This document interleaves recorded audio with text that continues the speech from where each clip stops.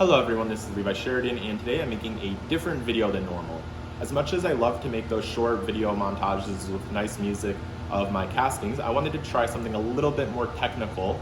I wanted to detail the entire investment casting process from the very first step of starting with the file on my computer to the very last step of finishing the part with my hand tools. I would like to clarify that this is in no way an instructional video. In fact, I would like to discourage you from using this video for that purpose. I made this video to detail the entire process so that people can get a better idea of what exactly is investment casting. If you have any interest in one specific part of it, I'm going to put timestamps down below so you can just skip to that part. Say you're only interested in the treating process, just skip to that part and watch it. If you're only interested in watching me pour the metal into the mold, skip to that part and watch that. But like I said, this is not instruction, it's just a highly detailed view of my process for making my parts with my investment casting setup. Each setup is unique, each metal is unique, and for your setup, you should do your own research and figure out the best way that you should go about doing investment casting. With that aside, let's get into it, and let's start off with the very first step on our computer. The entire process starts on my computer where I take the file that I've either designed or found online, and I prepare the file in my slicing software, Chi2box. Once the support structures are built onto the part, I slice the file and then export it to my flash drive that I then put into my printer. Now that we have put the file on the flash drive, we can put the flash drive in the printer and then turn on the printer.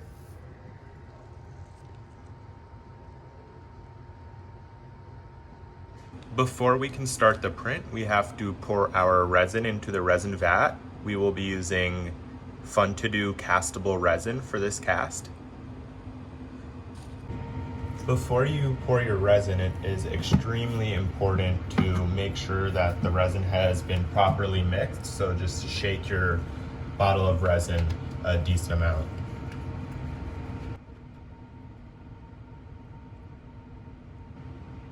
Promise this is not blood.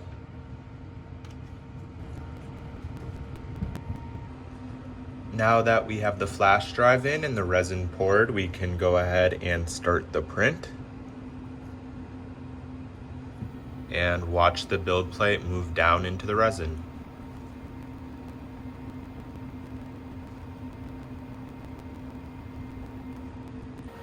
The printer is on its last layer, so any moment now the build plate should move up and we should see how the print looks.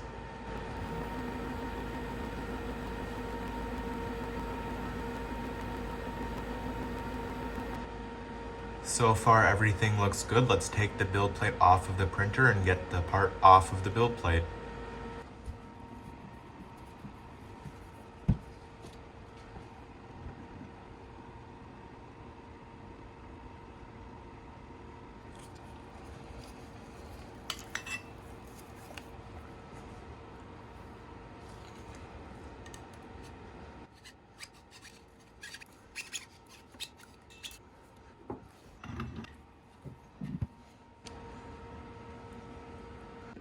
The part turned out really well, it printed well, and now we need to finish it. So the way we would typically do that is by washing off the excess uncured resin with isopropyl alcohol and then using our UV light in order to harden the outer layer and any of the excess resin that may still be left on the surface.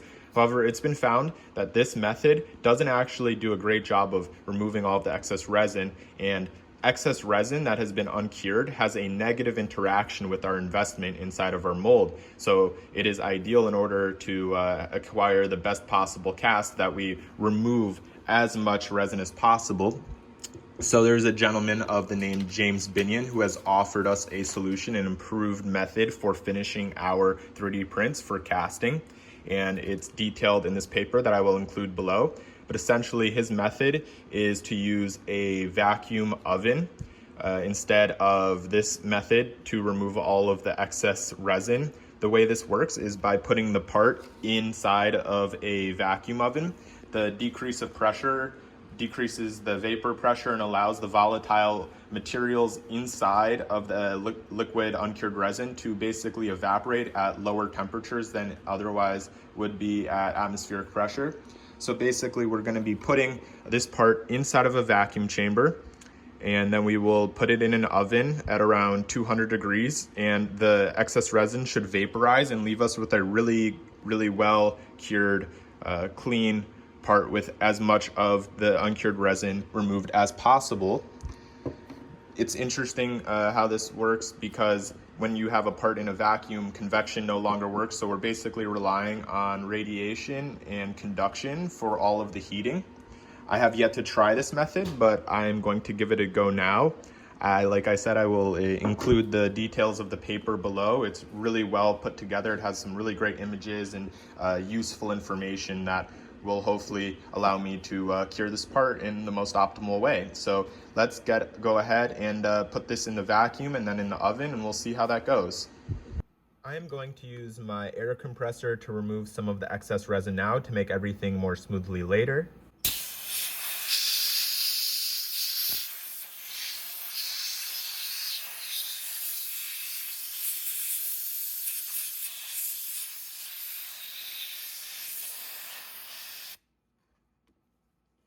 This is my solution to not having a vacuum oven. I basically took this glass jar, drilled a hole in the lid, and used some JB weld to attach this valve that I can open and close to keep the vacuum in. I really would like to discourage people from doing this, because this glass jar is not meant to hold a vacuum. It is a huge implosion risk, and what I'm doing is very dangerous. I'm wearing eye protection, and still it is a very dangerous thing. So if you're gonna do this, get a proper vacuum oven. Please don't do what I'm doing. But I'm going to put the part in, we're gonna pull a vacuum, and then we're gonna put this in the oven.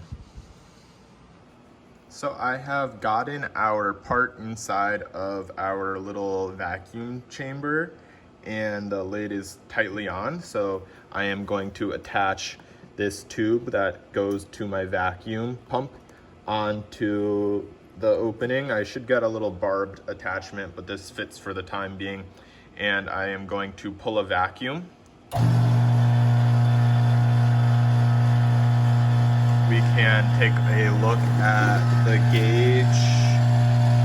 It is pulling about 28 and a half inches of mercury, which is about normal.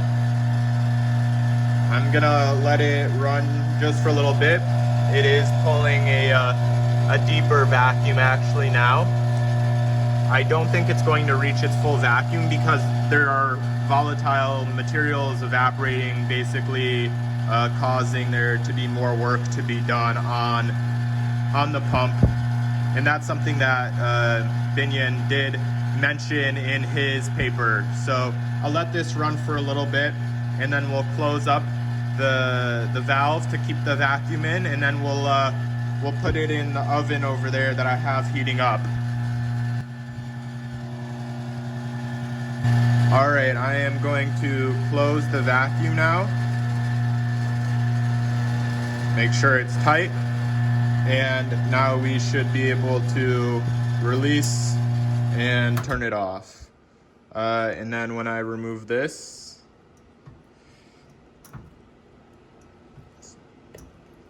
the vacuum is released, and we now have a vacuum in here. I'm actually not going to hold it. I'm going to put my glove back on and then put it back in the furnace. So let's do that. All right, let's put the little vacuum container with our part inside of it inside of the furnace.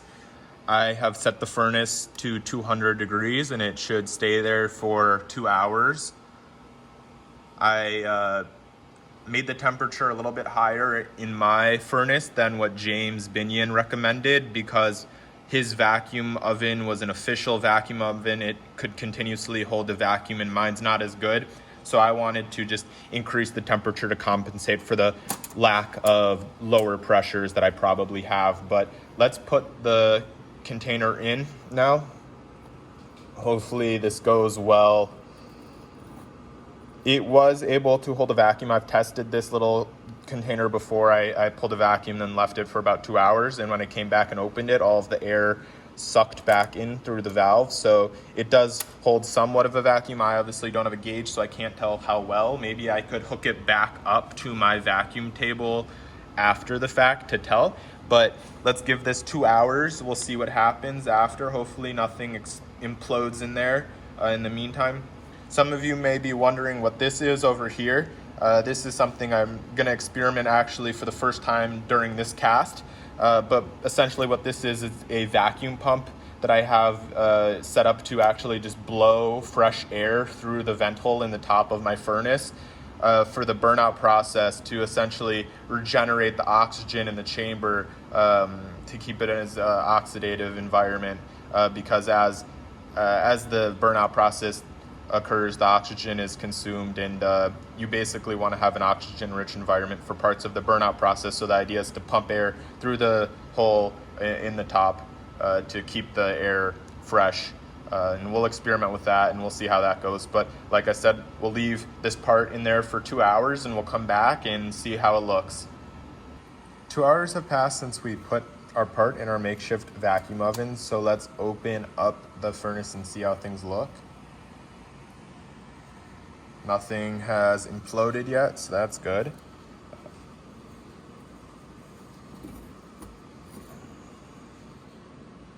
So I'm gonna set this down quickly and then close the furnace. Let's take a look at the part. So it does seem like there is still some uncured resin. So I'll probably go ahead and put the part back into the oven without the vacuum chamber to try to get rid of whatever little bit is left. But I'm gonna put this down and then open up the valve and we'll see if it did hold a vacuum. We can now let the air back into the container by opening the valve.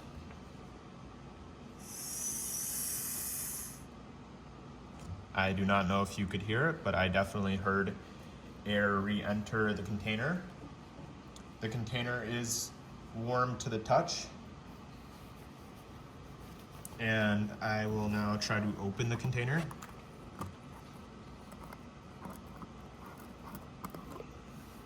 The rubber seal still looks good, which is good. There's a strong smell coming from the container. I'm going to get some tweezers so I can take out the part without damaging it. I got some tweezers, so let's remove the part. And I'm gonna set aside our container. We can take a closer look at the current state of the part. Let's see if I can get it to focus. As you can see, there's definitely some liquid resin left. So I'm gonna go ahead and probably blow it off with some compressed air and then maybe put it back in the oven. I'm gonna blow off some of the excess resin.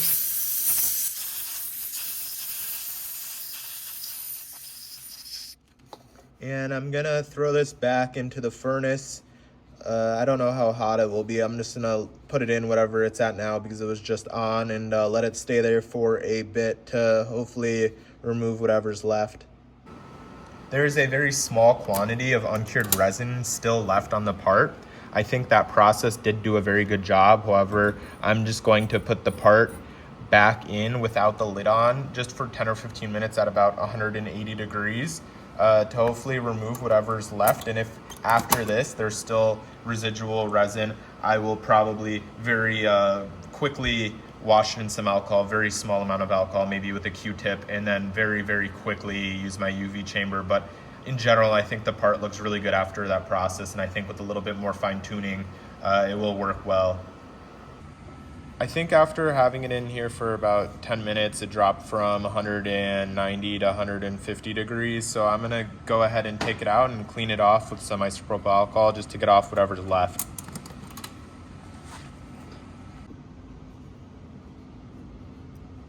Using tweezers again to take the part off.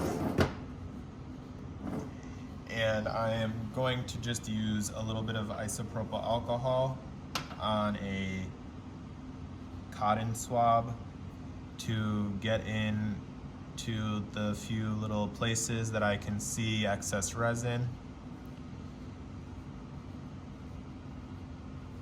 like I said, in general, I think that process worked really well. And with a little bit of tuning, just because I don't actually have like a real vacuum oven, I'm sure the parameters for the timing and temperatures won't be the same as the paper exactly. It's just something I need to figure out. But like I said, I like how it looks, and hopefully, yeah, you can see the resin, the red resin coming off. Let's see if I switch back to the other side, if there's some left still.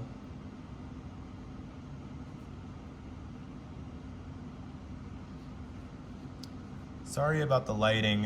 I've realized that with a few of these clips, it's hard to see with the red resin. I don't know if it's the color of the table or just the lighting in general, but I just filmed these on my phone, so it is what it is. But I hope it's not too bad.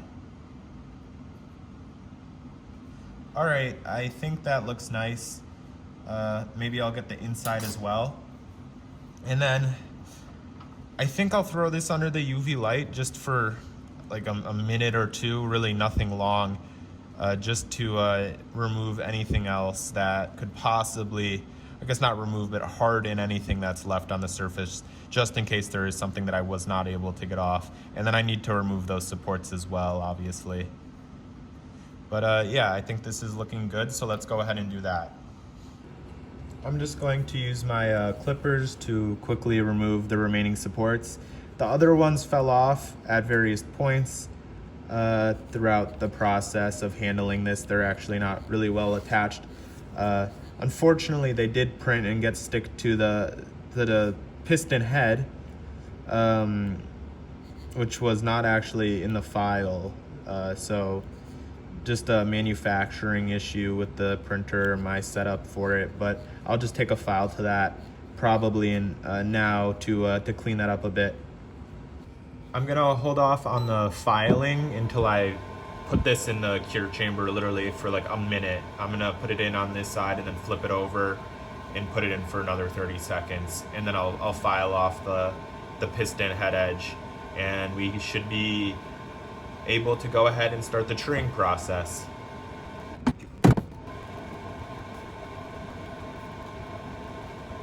All right, that should be good.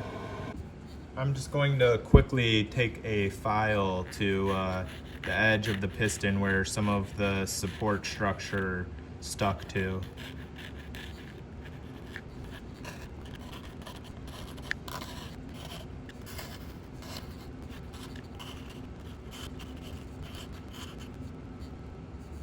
All right, that looks good. I do see a little bit of liquid. I believe it's alcohol, so I'm just gonna go back with the Q-tip and just clean this up and get some of the dust off as well. I'm just going to clean this up a little bit with just a little bit more isopropyl alcohol to get that dust off, and just to make sure it's all nice and clean.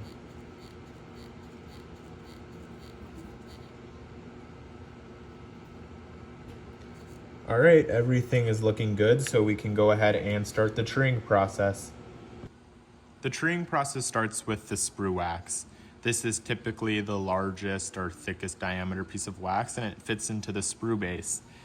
My sprue wax has a very tight fit with the sprue base, so I typically take this tool I have and I kind of just use it as a knife or a chisel to decrease the diameter, kind of like a taper on one end of the sprue. What this allows me to do is easily insert and remove the sprue into the sprue base so that I can take it out and replace it, and it's just easier to work with, or at least I find that to be the case personally. This sprue that we're making, this sprue tree, is going to be, I think, the simplest sprue I've ever made. I made pretty much this exact same piston once before, and the way I went about doing that is I used my sprue wax. I don't remember which color I used. These are just two different, one's more bendy than the other, the red's more bendy.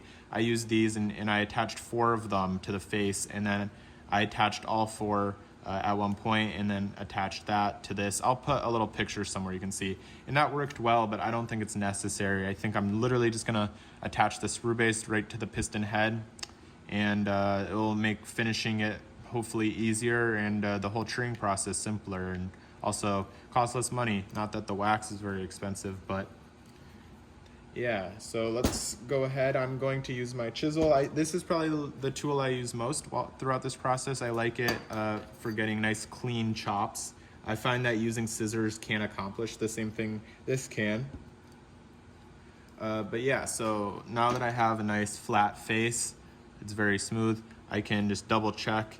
I like to see how high this is sticking up so I can get an idea of whether or not it's gonna fit. This definitely will fit.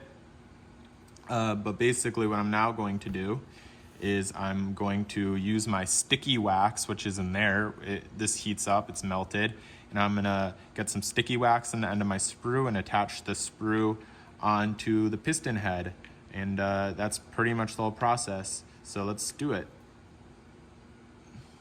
Just stick it in very gently. I don't want too much wax, just enough to cover the surface. And then sometimes I can just rub it on here to kind of even make the surface more uniform. But then I just push down, try to center it and make it as perpendicular as possible. That is looking pretty good. As you can see, there is a little bit of wax that kind of protrudes out from the bottom. And I could use my, my wax tools that heat up. But I recently acquired these picks over here. So I think I'm actually gonna give that a try just to clean it up. My idea is I would rather work with wax, removing wax, than having to sit around with a file trying to remove metal later. So my goal now is to clean up the wax from the surface as much as possible so I have less work to do later when it's more difficult.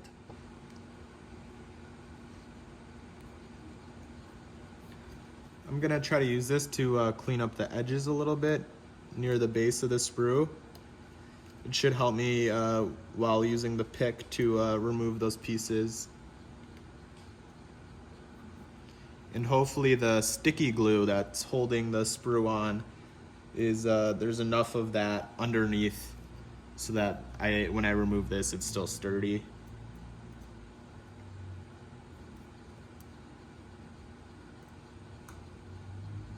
All right, let's see.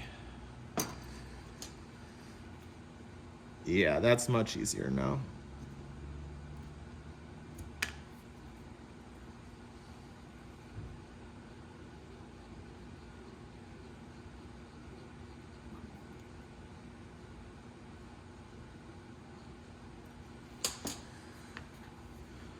Just try to get whatever's stuck on the surface off using the spatula chisel.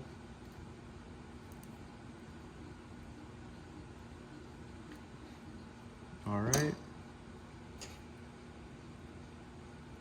Just removing anything that's sticking to the surface.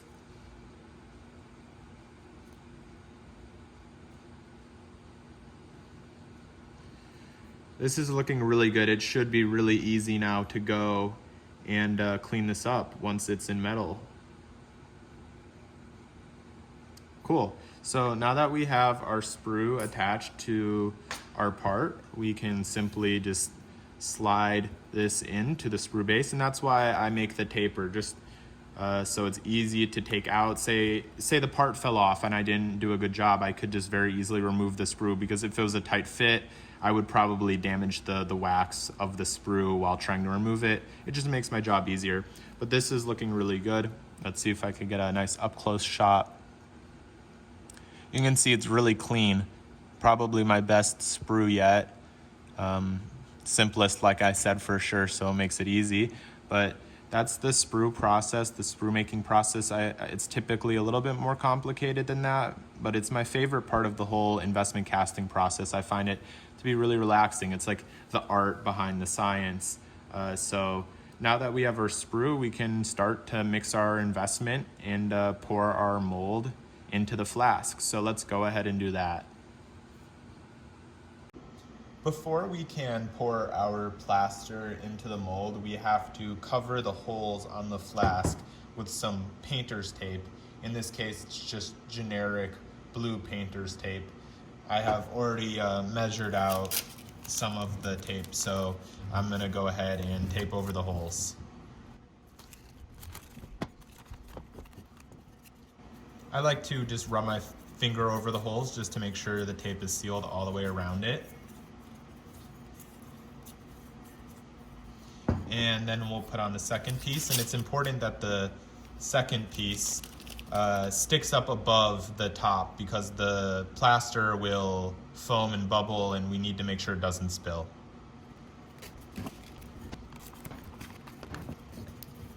All right, make sure you go over the holes again. And now we are ready to put our sprue base on and pour the plaster in. The next step is to mix our investment. So I have already pre-measured out the correct proportions of investment to water, and I am going to pour the investment into our distilled water.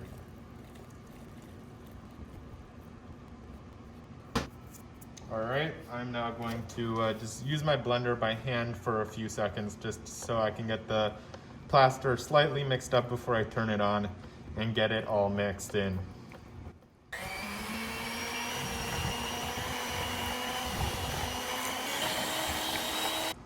Now that we have our investment mixed up, we can go ahead and vacuum it to get any air bubbles out.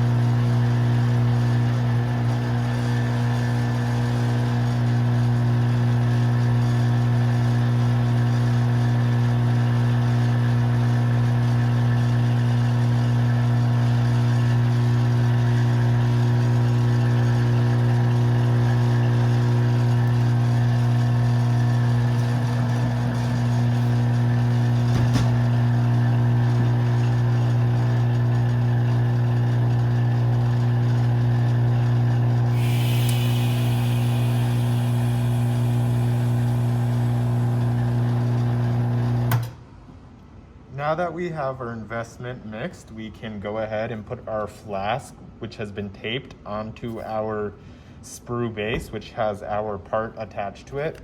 As you can see, our part is in there and it has good clearance to the top and sides.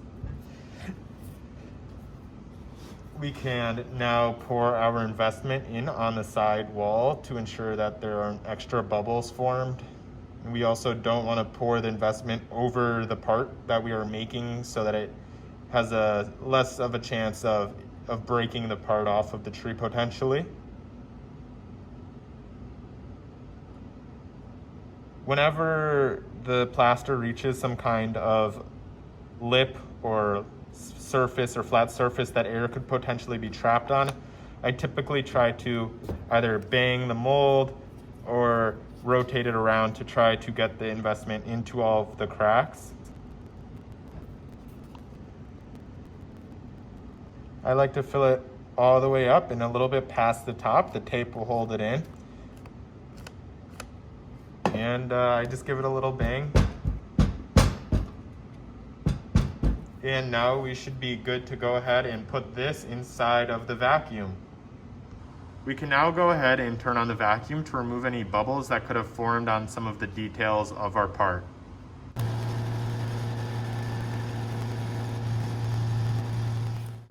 We will now let the investment harden for about an hour to 2 hours before we put it into our furnace for the burnout.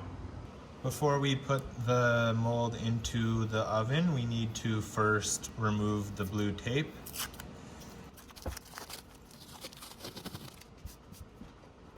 I like to use this chisel just to remove any excess that could fall off in the furnace, just to keep things clean. I also like to go over these dots because it will help the flask go into the vacuum machine later more smoothly. And finally, we can remove the sprue base. to see the sprue.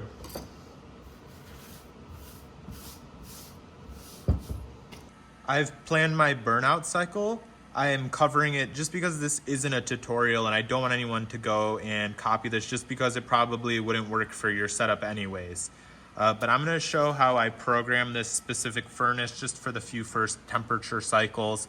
And then I'll go ahead and finish that up and then put the flask into the furnace. So to start the program, you push this button here and it takes us to the first temperature. And I want that to be 80 degrees. So I'm going to enter 80 degrees. And then I will get rid of the 2 and we can just click set to finish that. And I want it to go to 212 degrees over 90 minutes. So I am going to just enter 90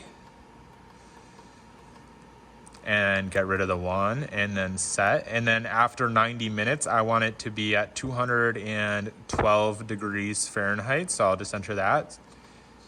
I would like it to stay at 212 degrees for 1 hour. So I will enter 1 hour here. And now we have 1 hour entered. And like I said, after for 1 hour, I would like it to stay at 212 degrees. So I'll re-enter 212. And that's basically how you go about entering the program. You just repeat that on and on until you finished. And that's it. So I'm gonna go finish that up and then I'll put in the flask. Now that we have our furnace programmed and our flask prepared, I am going to start the burnout cycle. I am going to put in our flask with the sprue facing downwards. I then can just close the door and begin the program by holding the down button. I am also going to be turning on the air pump, which will pump fresh air into the furnace and regenerate the oxygen throughout the burnout cycle.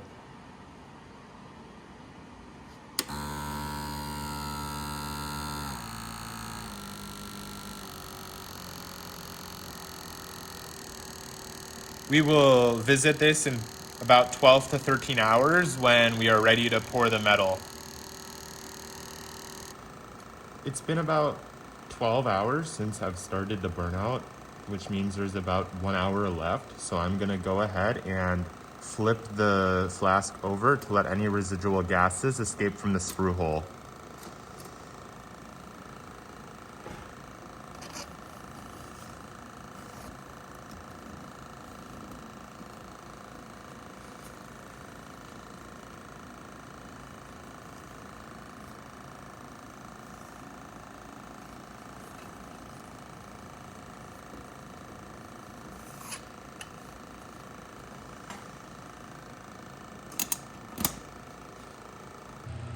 There's about 45 minutes in the burnout process, so I am going to go ahead and start to melt down my aluminum. This is an EN 1706 aluminum ingot I recently made, and I'm just going to put this into my crucible and turn on the furnace.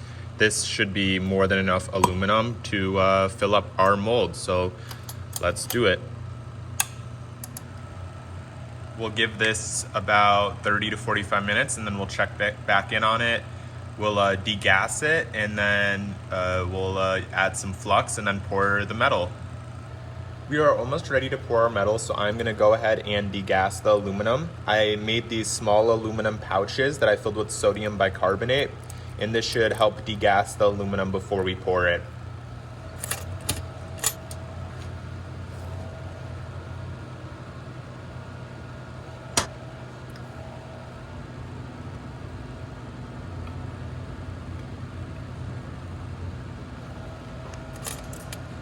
The aluminum has been degassing for a few minutes now, so I'm going to go ahead and add our flux before we pour in a few minutes.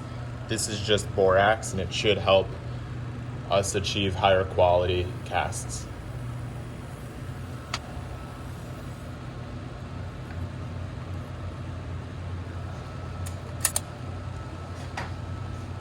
I think we are ready to go ahead and pour our metal into our mold. So I'm going to take our mold out of the furnace and put it into our vacuum chamber. I'll then turn on the vacuum and quickly take out our molten metal and pour it into the mold.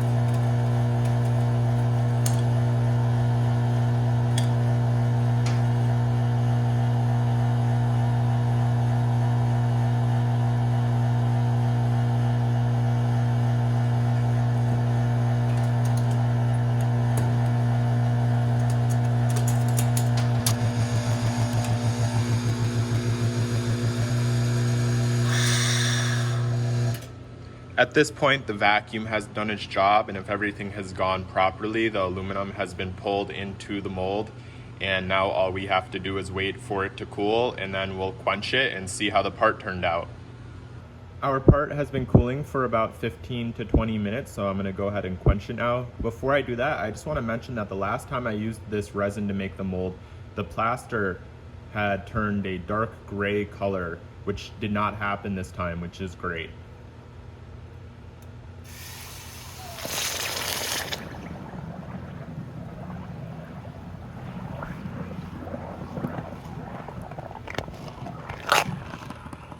It looks like our part has left the mold. It's probably sitting at the bottom of the bucket now.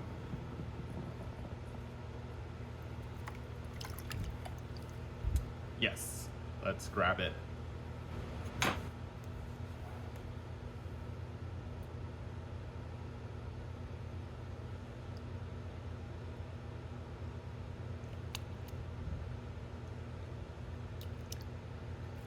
There it is.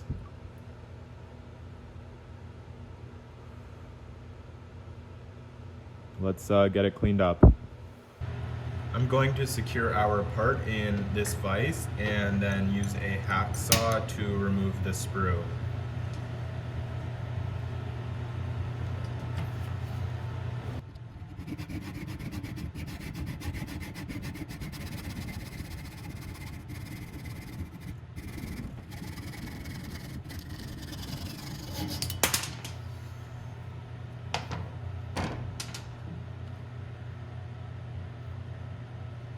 Let's go ahead and clean this up, file it, and remove the excess investment.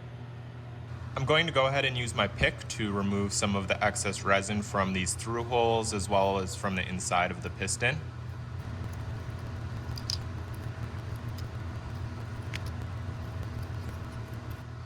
I'm now just going to go run this under a tap to use some water to clean off whatever's left.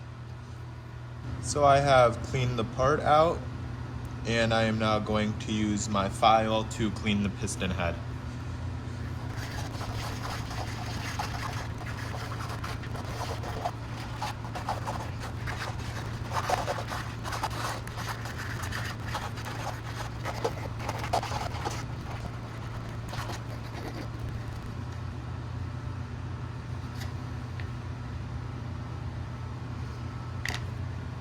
This is the piston after a little bit of cleaning and filing, and in general, I think it looks really great. All of the details casted really well, and even though the surface finish is not ideal, it is consistent, meaning once I optimize my cooling process and my temperatures, the whole part should look really good.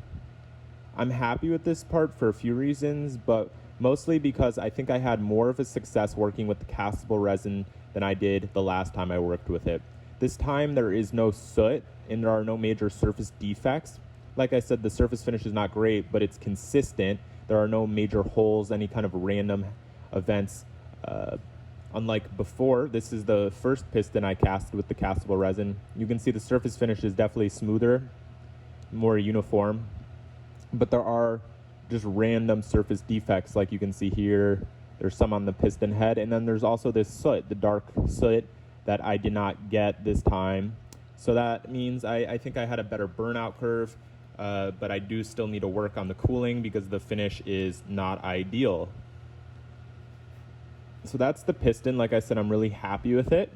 It looks good. I think all the dimensions are great. I'll do a little test fit with the wear ring in the wrist pin, and I'll actually put this in my engine prototype just to see how it fits. But that's pretty much how I make my piston from first step to the last step. I'm going to do a test fit of the wear ring onto the piston just to see how that looks.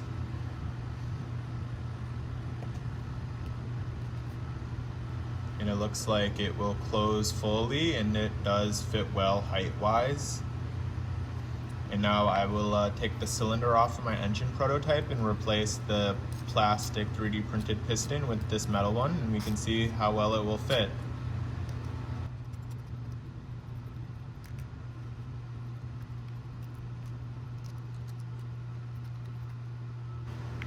Here's the plastic piston. I'll just see how this slides in. So that's fitting well. This should be an extra loose fit because when I cast the parts, there's an extra 1.4 approximately percent shrinkage of the parts on top of the shrinkage of the 3D print. So at the moment, the piston will be a loose fit in the cylinder, but the cylinder will shrink as much as the piston, hopefully, and ultimately everything will fit well.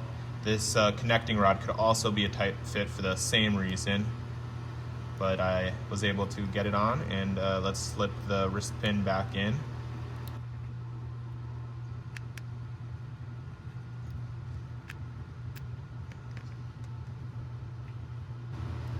There we go. And the piston is spinning freely on the wrist pin, on the connecting rod. And let's try to now slide the piston. We need to make sure the wear ring closes in into the cylinder. There we go. And we can push the cylinder on and then reattach the screws.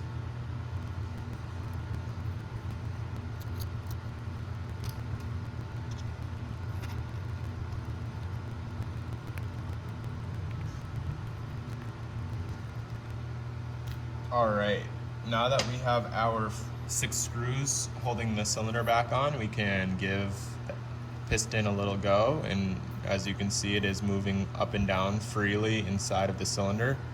I can't tell that there is any more friction than when I was using this, even though this didn't have the wear ring, so this is looking good. It feels good, and I'm really happy with how this looks. That is how I make parts with my investment casting setup.